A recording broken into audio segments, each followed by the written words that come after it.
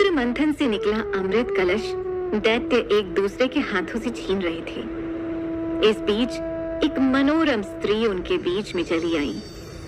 सभी उस मनोरम स्त्री के सौंदर्य को देखकर मोहित हो गए। वो सभी आपस का झगड़ा भूलकर उस मनोरम स्त्री के पास दौड़ कर गए। दैत्यों ने देवी से पूछा, तुम कौन हो? कहां से आई हो? सुंदरी, तुम क्या करना चाहती हो? देवी को देखकर दैत्यों के बीच खलबली मच गई। दैत्य कहने लगे, अब तक देवता, दैत्य, सिद्ध, गंधर्व, चारण और लोकपालों ने तुम्हें स्पर्श तक नहीं किया होगा।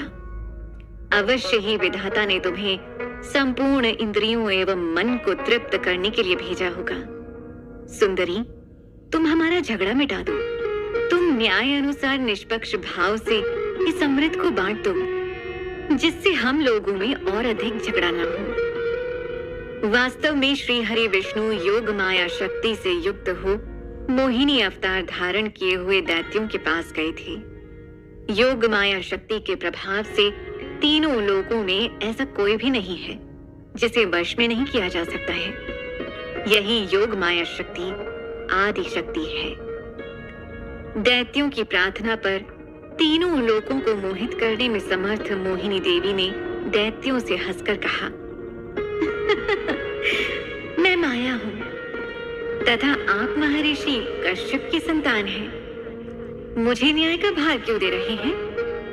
बुद्धिमान पुरुष को स्वेच्छाचारी स्त्रियों पर कभी विश्वास नहीं करना चाहिए। मोहिनी देवी की हंसी भरी बात दैत्यों को और अधिक तसल्ली कर गई और उन्होंने अमृत से भरा कलश उनके हाथों में दे दिया।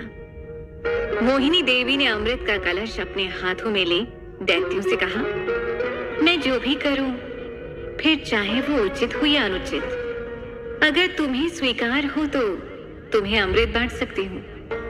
उनकी मोह युक्त मीठी बात सुनकर सभी दैत्य देवी मोहिनी के प्रस्ताव पर सहमत हो गए। मोहिनी देवी ने अगले दिन अमृत पान करने की सलाह दी। मोहिनी देवी के आदेशानुसार अगले दिन सारे दैत्य स्नान कर अमृत पान करने हेतु पंक्ति में बैठे। देवता भी वहां पर आकर बैठ गए। मोहिनी देवी अमृत का कलश हाथ में लेकर आई। वो बड़ी ही सुंदर साड़ी पहनी हुई थी। आंखें नशीली हो रही थी। वो अपनी झनकार से सभी को मोहित कर रही थी। सब उनके रूप का आनंद ले रहे थे। उनके रूप से हर कोई मोहित हो रहा था। उनकी खूबसूरती ने सबके होश उड़ा दिए थे। सब अमृत के साथ साथ मोहिनी को भी हासिल कर लेना चाहते थे।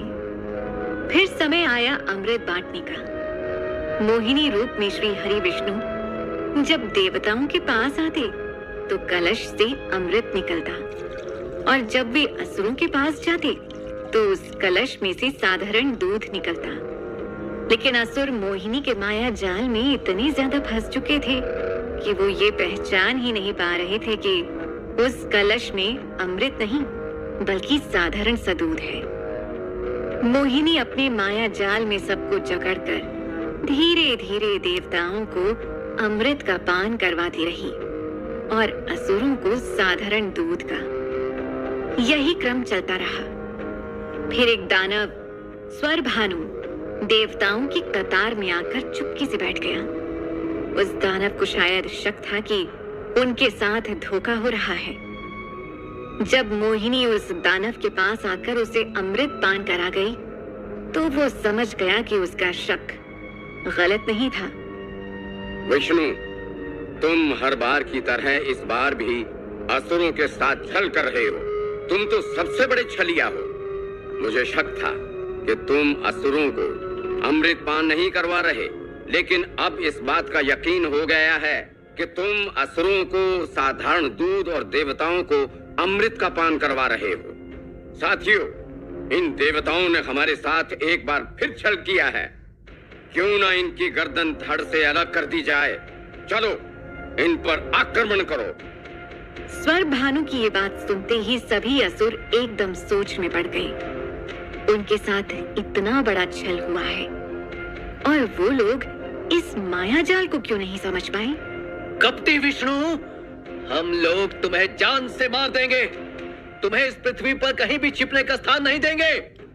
उस सभा में ये शब्द गूंजे ही थे कि असुरों ने देवताओं के ऊपर आक्रमण कर दिया। मोहिनी रूप में वहां उपस्थित भगवान विष्णु उस सभा को छोड़ वहां से दूर जाने लगे कि उन पर भगवान शिव की दृष्टि पड़ी। अब भगवान शिव के साथ मोहिनी रूप में भगवान विष्णु ने क्या लीला रचाई,